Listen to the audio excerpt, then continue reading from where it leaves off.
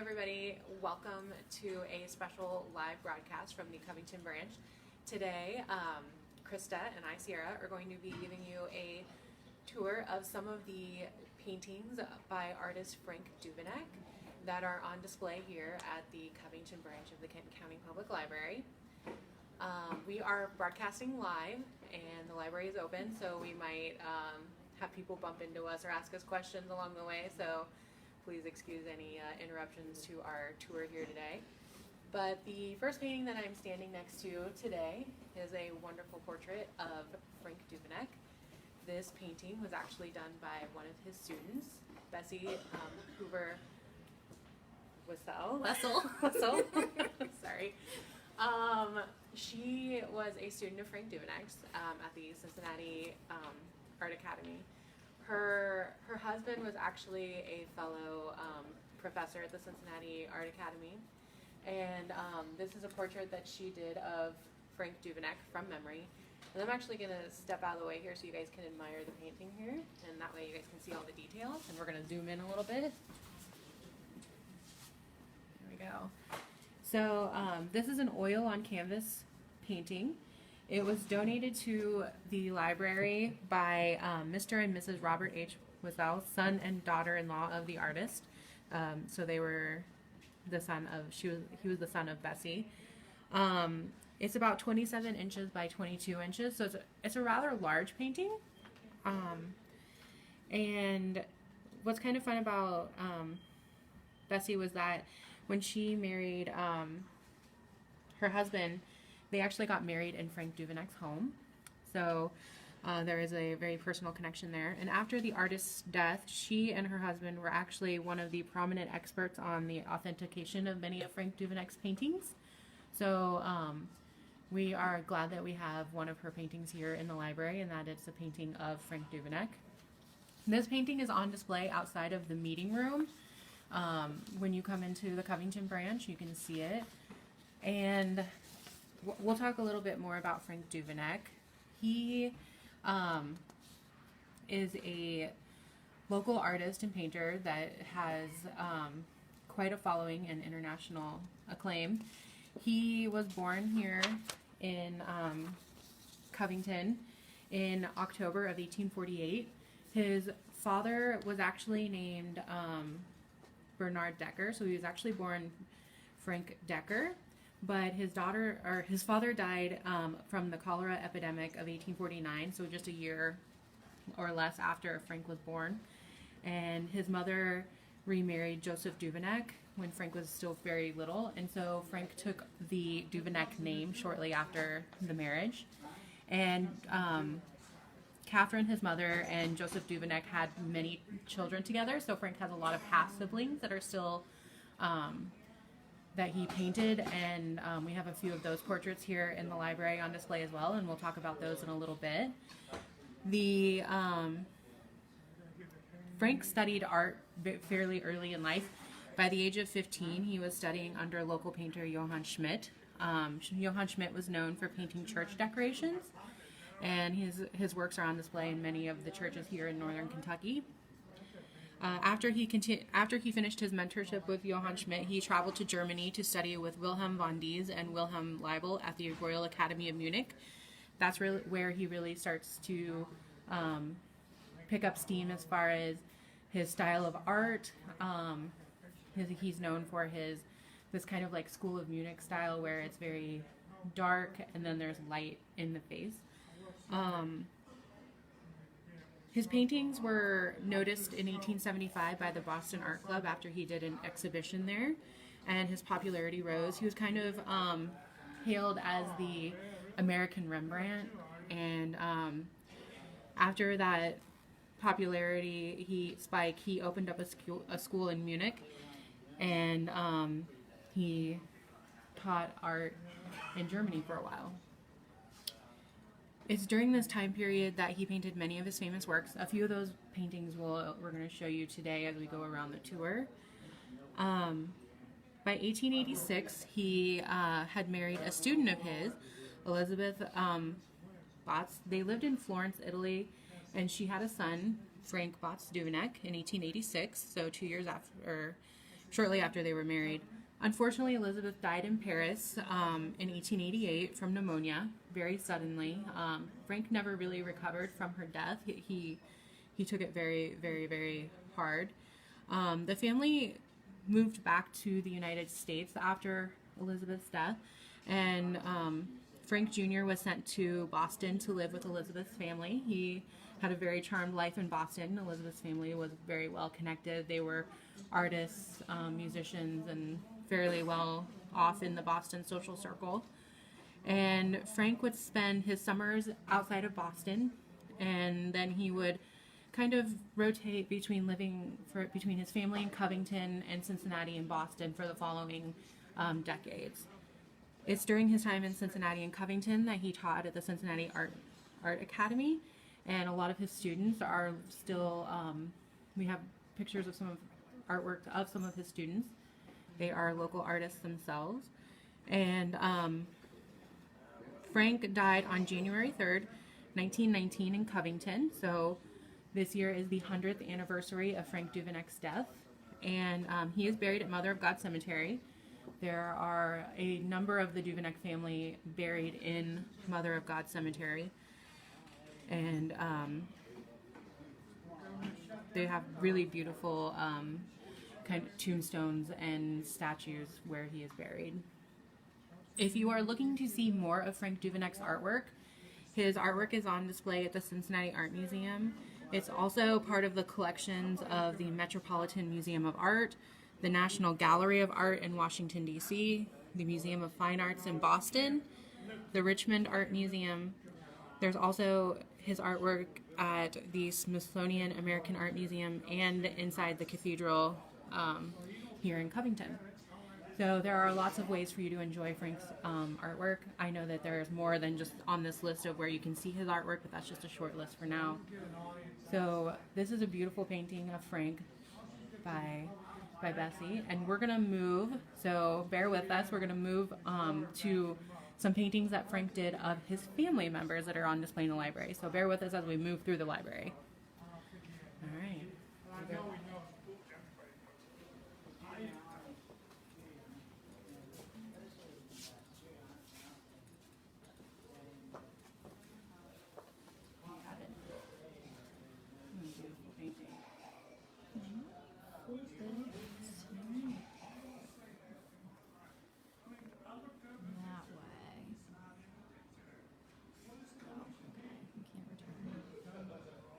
Just kind of zoom back a little bit, yeah. Back up a little bit so you can see the whole thing. There we go. Perfect. Okay. All right, that looks good. So this is a portrait of John Duveneck that was done by artist Frank Duveneck. The portrait is dated around 1900. It's an oil on canvas. It was donated to the library in 1976 by the widow of Joseph Duveneck, nephew of the artist and son of the subject. The unsigned work is believed to have been painted by Frank Duveneck as a depiction of his half-brother John Duveneck. A lot of the paintings that we have here in the Covington Library were donated by the Heritage League in the 60s and 70s. They wanted to basically have a collection of Duveneck's paintings here in Covington where the artist was born. So a lot of the paintings that we have on display were donated during that time and brought to the Covington Library by the Heritage League. That was also back in the time period where we were actually at the original Covington Library on down the street here, which is on Robbins and Scott. That library had a Duveneck gallery for several years, and a lot of his paintings were on display there. So this is a painting that was donated to us during that time period. If that's close enough, just let me know. We can always move the painting a little bit closer. If you'd like to see more details, just let us know in the comments. We're happy to do that for you guys. But this is a portrait that Frank did of his half-brother, John. John was born May 29th, 1866 in Cincinnati. He was a shoemaker and finisher, So a lot of Frank's family, while he was an artist and a world-renowned painter, Frank's family here in Covington had very normal jobs for the time period. They're not quite as famous as he was, but they were working here in Covington and Cincinnati. John died on September 30th, 1937 in Covington of a heart attack, and he's buried at Mother of God Cemetery with many members of the Duveneck family are buried at Mother of God Cemetery. So this is a picture of John, a painting of John. And anybody, if you ever have any questions while we're talking, just let us know here on the comments. We're happy to answer questions as well. But this is a really great portrait. This portrait is also outside of the meeting room. So when you come into the Covington branch, it's outside the meeting room doors, and you can see it. It's really beautiful. Lots of great colors. Okay. So at this point, we have a few more family members that we're going to show you. So we're going to go ahead and move through the branch again. So bear with us as we move the camera. We're going to go and get repositioned on the other side of the wall here so we can show you some more portraits of Frank Duveneck's family. All right.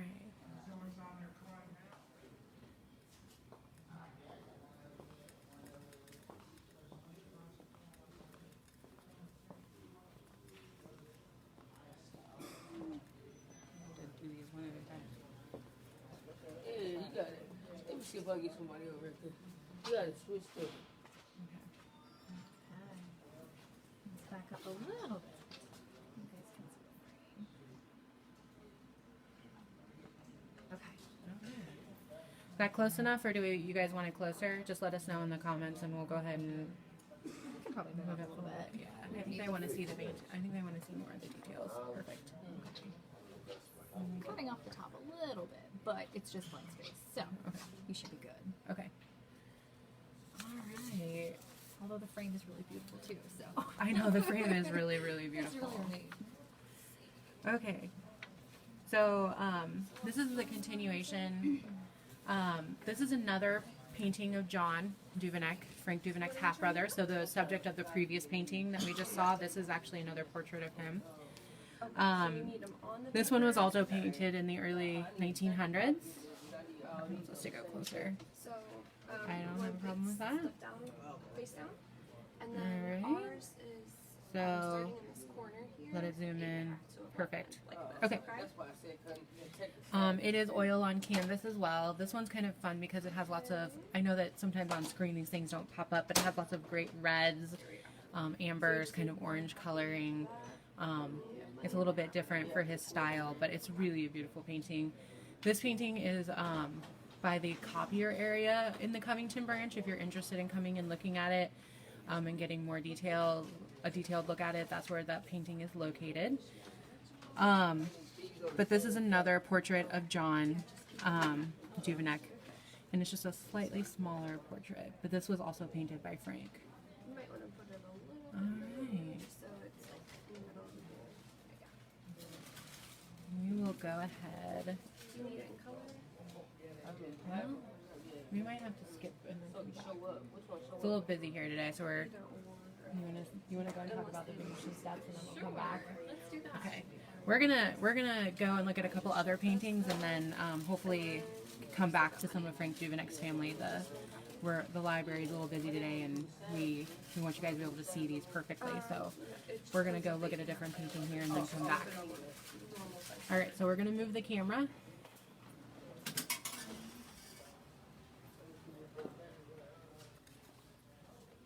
Good here. Oh, you guys got a nice close-up view of this one. Yeah. There's not much space to back up, so that's good. Yeah. We'll back. I'm gonna back it up a little bit. So this is pretty close to the meeting rooms. There we go. We got the whole thing in it. Okay. This is pretty close to the meeting rooms, also the copiers. And the title of this one is Venetian Steps. It dates to 1887. It is oil on canvas.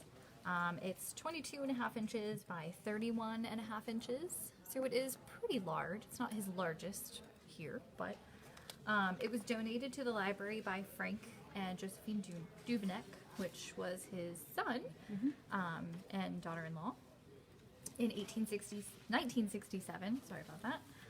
It is unsigned, but it is believed to be painted by Frank Duveneck during his time that he was living in Florence with his wife and his newborn son. So that would have been around 1886, 1887. The scene depicts something that you might commonly see walking around in Florence, which is where they were living and working briefly. So I like this one because it has a lot more color than some of his other paintings. It's not quite as dark as some of the others, probably because of the natural stone. It's a lot lighter. You don't have as much red, you see more greens and yellows. But it's almost like you were just walking down the street and this is what you would see. Yeah. It is very cool. I like the way that the rags are draped on, on the stairs. Yeah. That looks really nice. And you can even see like there's like a drain, almost like a downspout on the left side of it. Yeah. And like the watermark of it. Just Really little cool. tiny details that are there in real life that are depicted here in the painting. Very cool. It also looks like there's a fishing net hanging up on the right side of the stairs there. Yeah. Very cool. That's cool. So which one should we do next? Do you want to go Go to the fisherman. talk about the fishermen since We'll go we're talk- in Florence? Yeah, we'll go ahead and talk about the fisherman. Bear with us. We're going to move you to the next painting.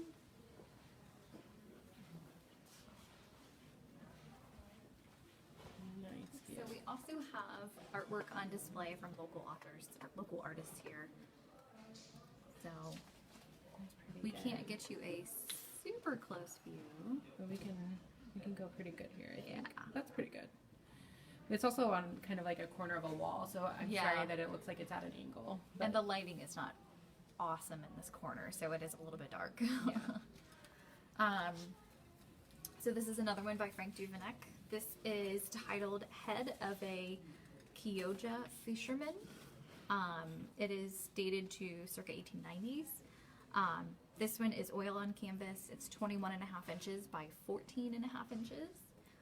It was donated to the library by Frank's son, Frank B., and Josephine, his daughter-in-law.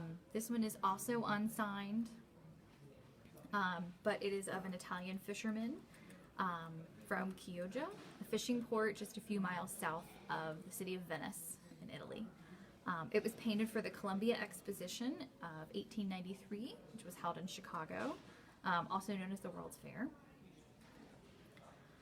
There is another version of this same painting that is held in the collection of the Birmingham Art Museum.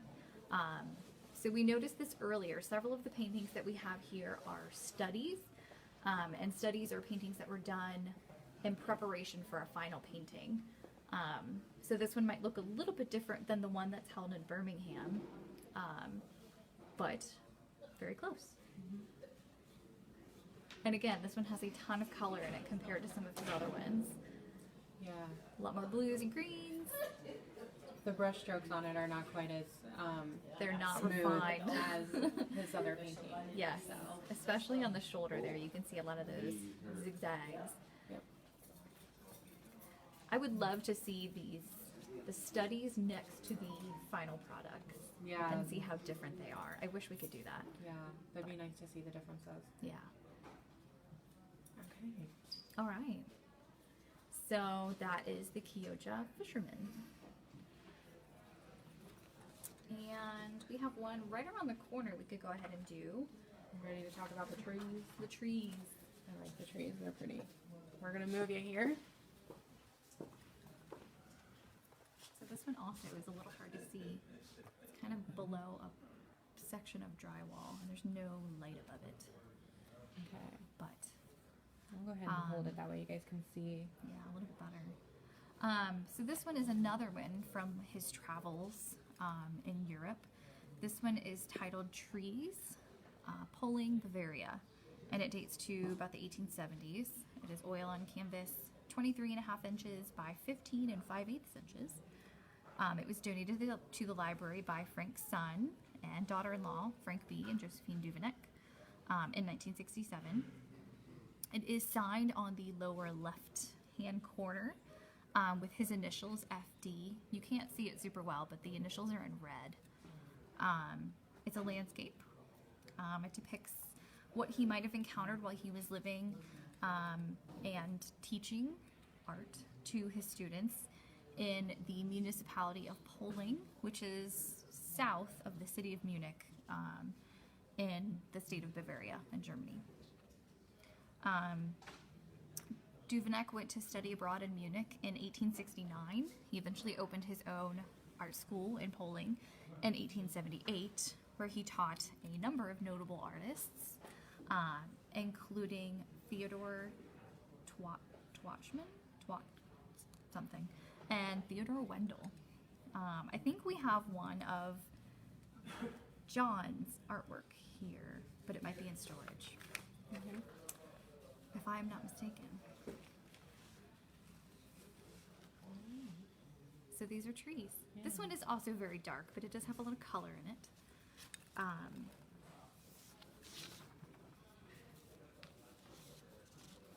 Also very beautiful.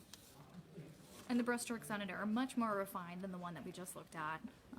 Not quite as, I don't know, noticeable. So, do we want to go ahead and talk about the paintings that were stolen in the 1960s? Yeah. So the one that we're looking at right now, and the fisherman that you just saw, were two of the paintings that were stolen from the library when it was robbed back in the 1960s. Okay. So, 51 years ago, on New Year's Eve into New Year's Day, 1967 to 1968, when we were back in the old Covington Library, the Duveneck Gallery was broken into, and 6 of Frank Duveneck's paintings that were on display in the gallery were taken. It unfortunately was a fairly easy heist for the cat burglar. He, I believe, entered through a window on a roof, and he stole at the time what was valued at around, I believe the number was here. These 6 paintings were valued at around, let's see, $22,000. So they were worth a fair amount of money in 1968. So I imagine they're worth even more money now. The Covington police received an anonymous tip to where the paintings were, and what happened was the man that took the paintings decided that he had no clue what he was going to do with them and didn't have really a plan to sell them. So he dumped them in behind a residence on 10th Street by some garbage cans, and they recovered all in the alley. Like in the alley, like he just dumped them. He's like, I don't know what I'm gonna do with these now, so he just dumped them. So yes, he went to prison, and he didn't even he didn't even have the merchandise. Like that's really sad. Yeah.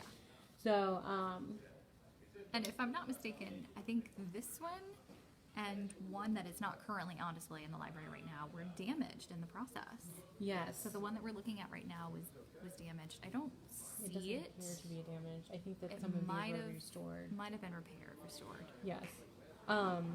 But I think what's kind of amazing is that actually 5 of the 6 paintings are on display right now in the branch. Mm-hmm. We have a really cool picture from the newspaper, from the Cincinnati Enquirer. I'm just gonna. Here a little bit. There we go.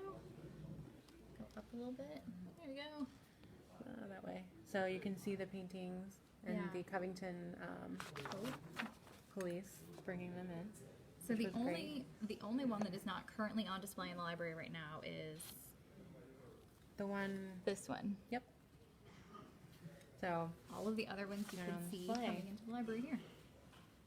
So, yeah, but they did apprehend the perpetrator, and he did see justice. So that's nice that they were recovered and that we still have them today. Okay. All right, I'm Should gonna we go. move on to the rest of the family? Let's hope that the family is above the copier station here, and the copier has been kind of busy this morning. So I'm not sure if we'll be able to finish this out, or if we might have to do it We'll check and At a see. different time. Oh, it's Oh, free. we're lucky. Okay.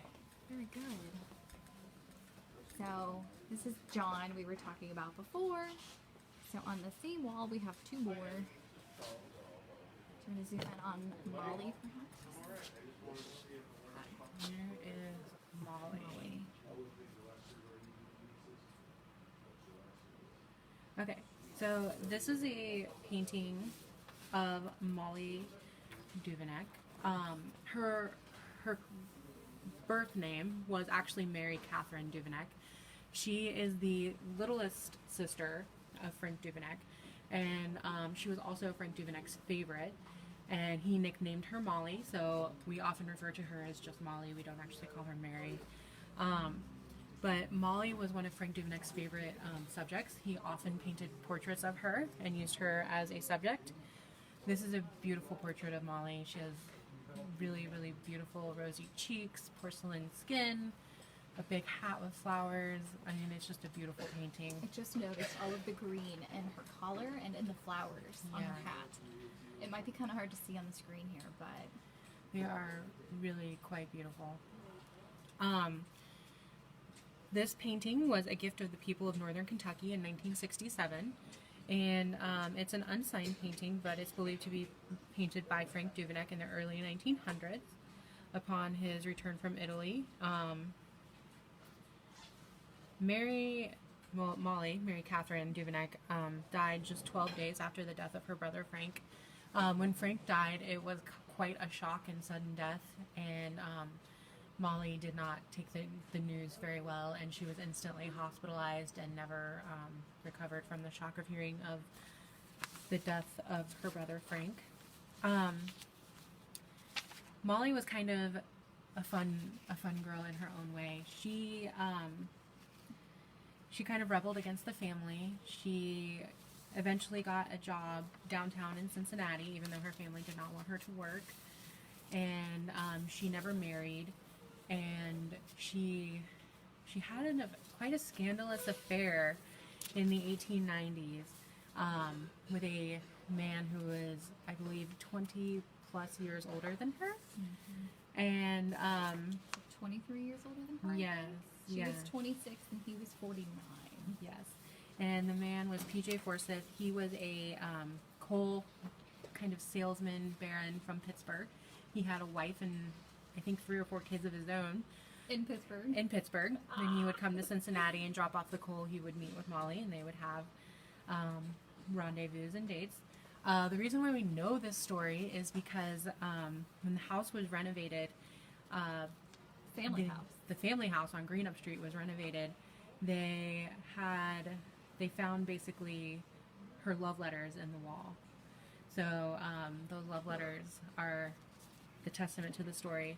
What's really fun about the love letters is basically when the family found out about the affair, their father, Joseph Duveneck, was no longer living, but Frank was the eldest brother, so he took over the responsibilities. And they basically like wrote to Frank and was like, you need to come back home and deal with this affair. And he did for the most part. So it's quite the scandal. But she actually, the affair only lasted for maybe a year or two. And then after that, she never married. There's no other suitors that we've been able to find reference to. And she actually took care of her mother until her mother died in 1905. And then she took care of her brothers after her mother died. So they were still quite a family after that. So that is a picture of Molly. And then to the right, we're going to switch over. This is a picture of Harry Niehaus. And I'm just going to grab my notes.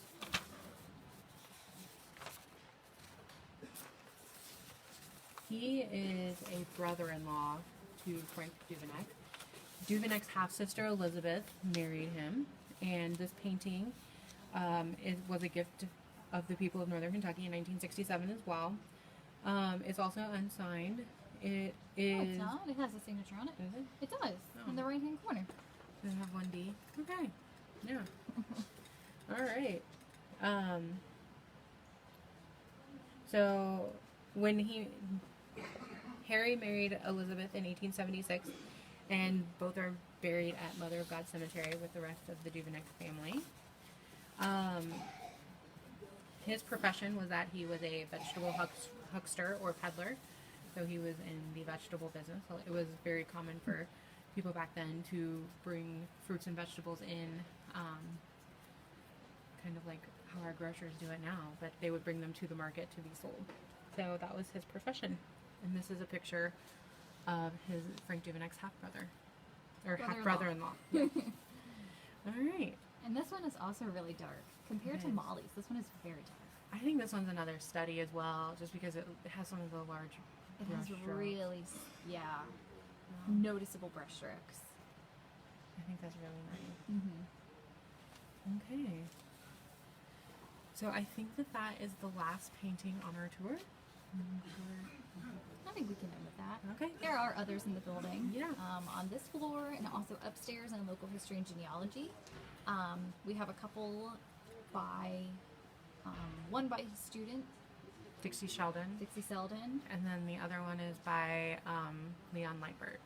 and it was a study of the The Whistling Boy.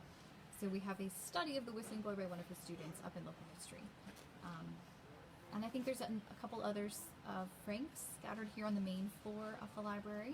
Mm-hmm. So feel free to come by and visit it. We do have a little art guide that you can ask for and just kind of Yes. walk around the library and read about the paintings on your own time. Yep. So, Feel free to come up to local history and genealogy Yeah. and ask questions. So yeah. we're here to help. So thanks for joining us for the tour today. And if you have any questions, you can always email us at history@kentonlibrary.org. Thanks for joining us.